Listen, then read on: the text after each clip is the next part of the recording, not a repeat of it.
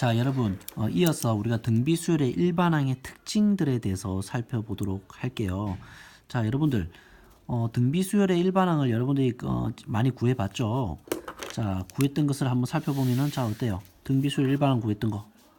일반항이 뭐 이런 형태도 구해봤고, 그 다음에 일반항 구해봤더니 또 이렇게 되는 것도 확인했고, 또 예제 1번에서 등비수열 일반항 구해봤더니 이렇게 되는 것도 확인했죠. 자, 그 다음에 여기서 예제 2번에서 등비수열을 구해봤더니 이렇게 되는 것을 확인했어요. 자, 여러분 관찰해 볼게요. 지금 이 등비수열들 공통적인 특징이 뭐예요? 이 공통적인 특징이 뭡니까? 관찰해 보니까.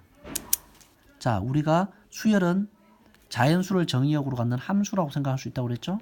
근데 얘는 무슨 함수 같아 보이니? 이거 보입니까? 5의 n-1제곱 2분의 1의 n-1제곱 마이너스 2의 m-1제곱 3의 m-1제곱. 자, 무슨 함수 같아요? 자, 등비수열의 일반항은 무슨 함수? 등비수열의 일반항은 무슨 함수? 지수 함수의 꼴을 가져요. 그 지수 함수는 밑자리가 있잖아. 밑자리에 뭐가 왔어요? 봐봐. 여기는 5가 왔죠. 5가 뭐였어? 공비잖아요. 얘는 어때요? 2분의 1이 왔죠, 밑자리에. 2분의 1이 공비잖아. 그 다음에 여기는요, 마이너스 2가 왔죠. 마이너스 2가 공비잖아요. 얘는 3이 왔죠, 밑자리에. 3이 공비잖아요. 아, 공비를 밑으로 하는 지수함수네. 첫째 항은 n에 1 넣으면은 첫째 항 나오잖아요. 그죠? 아, 그래서 우리가 등비수열의 일반항의 특징을 봤더니 일반항은 공비 r을 뭐로 갖는? 밑으로 갖는 무슨 함수? 자연수 n에 관한 지수함수의 꼴을 취하는구나, 등비수열이. 그걸 안다면은 우리가 자, 이런 예들을 쉽게 해결할 수 있어요.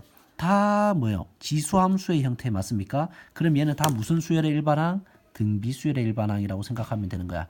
그러면 초항은 n에 뭘 넣으면 돼? 1 넣으면 되잖아요. 그럼 n에 1 넣으면은 마이너스 2의 0제곱이니까 1이 되니까 3이 되겠죠. 초항은 얼마이고? 3이고. 공비가 얼마인? 공비는 그냥 바로 읽어주면 되잖아요. 마이너스 2인 무슨 수열? 등비수열의 일반항이었던 거죠. 자, 이거는요, 5의 n 플러스 2제곱이라고 돼 있다고 하더라도 n에 1 넣었을 때 초항 얼마예요? 5의 세제곱이 바로 초항이고, 공비 r은 바로 밑을 읽어주면 되겠죠. 5인 등비수열의 일반항이었다는 거죠. 자, 6 곱하기 2의 n-2제곱이라고 하는 이런 것도 얘는 등비수열의 일반항이 되는 거예요. n에 1을 넣었을 때 2의 마이너스 1제곱이 되니까 2분의 1, 즉 초항은 3이 되겠네요. 초항은 3이 되고 공비가 얼마인? 밑인 2가 되는 등비수열. 자, 얘도 어때요? 여기 2n-1이라고 하면 조금 조심을 해야 되겠죠. 2n-1이라고 하면 조금 조심해야 돼. 이제 좀 더 정리해 보면 뭐가 돼요? 2의 마이너스 1제곱은 2분의 1로서 앞으로 나가죠. 그 다음에 여기서 2n에서 2는 밑으로 내려가서 2분의 1 곱하기 4의 n제곱 이렇게 보입니까? 그래서 초항은 n에다가 1 넣으니까 2가 나오고, 공비는 뭐야? n 밑에 있는 이것이 공비가 되는 거예요. 2n 밑에 있는 밑이 아니고 n 밑에 있는 얘가 공비가 돼서 공비가 4인 등비수열이다. 자, 이렇게 여러분들이 파악하실 수가 있는 거죠. 자, 다시 한번 정리하면 등비수열의 일반항은 공비 r을 밑으로 갖는 자연수 n에 관한 지수함수의 형태다 라는 것을 꼭 기억하시기를 바랍니다. 자, 우리가 등차 수열만이 갖는 아주 고유한 성질인 등차 중항의 성질이 있었듯이 등비수열도, 얘들아, 등비수열 인접한 세 개의 수가 등비수열이라면 그 등비수열에 있는 가운데 항, 등비중항은 특별한 성질을 만족해요. 그걸 등비중항의 성질이라고 하는데, 봅시다. 관찰해 볼게요. 1, 2, 4. 이거 세 개가 순서대로 등비수열 맞죠? 그랬을 때 이 가운데 항을 등비중항이라고 하는데, 이 등비중항은 양쪽 두 항과 어떤 관계가 있습니까? 관찰해 보세요. 자, 4, 8, 16. 이것도 공비 r이 2인 등비수열이죠. 인접한 세 개의 수가. 가운데 항은 8이라고 하는 것은 4와 16과 어떤 관계가 있죠? 그렇죠. 가운데 항을 뭐하면? 제곱하면 양쪽 두 항에 뭐와 같다? 곱과 같다. 그죠? 가운데 항을 제곱했더니 양쪽 두 항에 곱과 같다. 이게 이런 특별한 성질을 만족한다는 거예요. 정리할게요. 인접한 세 개의 수 A, B, C가 등비수열을 이룬다고 하면 그 가운데 항은 제곱하면 항상 양쪽 두 항이 곱과 같다. 즉 다시 말해서 가운데 항은 플러스 마이너스 루트 A 곱하기 C의 꼴을 갖는다. 됐습니까? 이게 바로 등비 수열이 갖는 고유한 성질, 등비 중앙의 성질이 되겠습니다. 아시겠죠? 일반화시키면 n번째 항, n 플러스 1번째 항, n 플러스 2번째 항이 순서대로 등비수열이라고 하면 가운데 항의 제곱은 양쪽 두 항의 곱과 같다. 이런 식을 만족한다는 거죠. 그 성질을 이용해서 우리가 1x4가 등비수열을 이룬다면 우리가 가운데 항 x의 제곱은 1 곱하기 4가 돼서 x는 플러스 마이너스 2가 되는 것을 알 수 있죠. 그래서 x가 2일 때는 이렇게 공비가 2인 등비수열을 이루고 x가 마이너스 2일 때는 공비가 얼마가 됩니까? 마이너스 2인 등비수열을 이룬다는 것을 우리가 결론을 내릴 수가 있는 거죠. 자, 관련해서 문제를 해결해 보면 문제 8번 같은 경우를 풀 수 있어요. 자, 이 5개의 수가 등비수열을 이룬대요. 그때 ABC 값을 구하라고 해봤어요.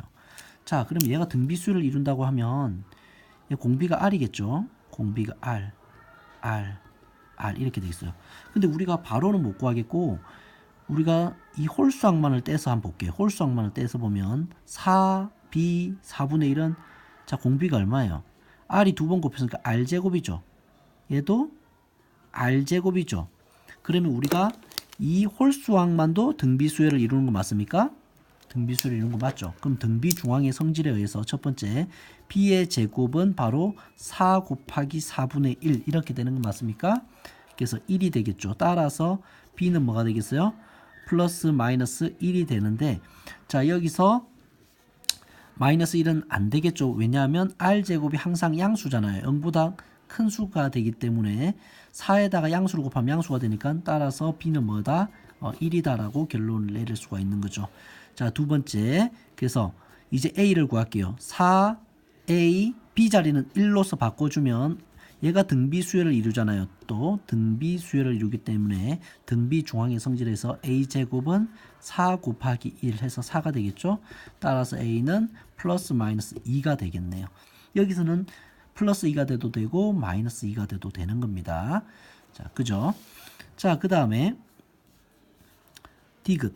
그 다음에 또 B와 C와 4분의 1도 등비수열을 이루잖아요. B는 1이잖아요. C는 그대로 두고 4분의 1. 얘도 등비수열을 이루니까 등비중앙의 성질에 의해서 C제곱은 1 곱하기 4분의 1 해서 4분의 1이 되겠죠. 따라서 C는 플러스 마이너스 2분의 1 이렇게 되겠네요.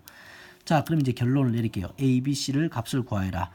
자, A, B, C는 자, 얘들아 봐봐. 여기서 A와 C는 부호가수로 어때야 될까요? A와 C는 부호가수로 여기서 A가 플러스 마이너스 2고 C도 플러스 마이너스 2분의 1인데 A와 C는 부호가 항상 같아야 돼요.